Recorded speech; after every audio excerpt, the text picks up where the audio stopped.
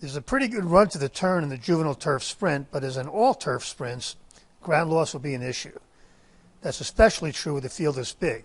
Several of these are within a Thoro-Graph point in ability, and a wide trip will be a killer. Bodenheimer bounced following his dirt top, but he had footing issues that day. His last was good enough to make him a contender. He doesn't have to bounce this time, and his early speed will come in handy.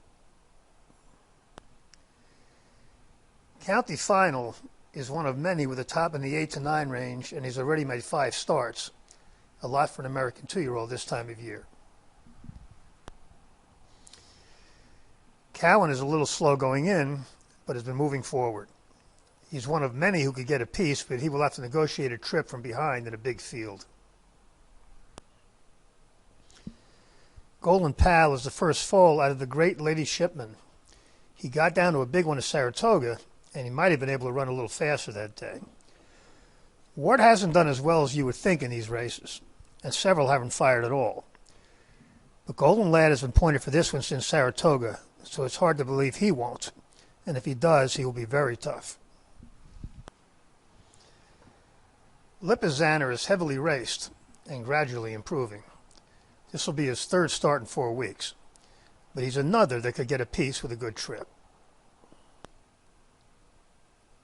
2nd of July has won twice at big prices. He's another in that same figure range, and he could run a new top in his 3rd start. But he's going to have to deal with either ground loss or traffic coming from behind in a big field. You better believe it is yet another in that same figure range.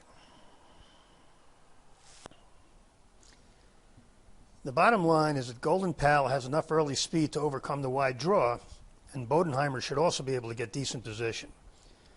The Euro we're interested in is Lipizzaner, who drew well, has both O'Brien and the best turf jockey in the world, and apparently will be a big prize.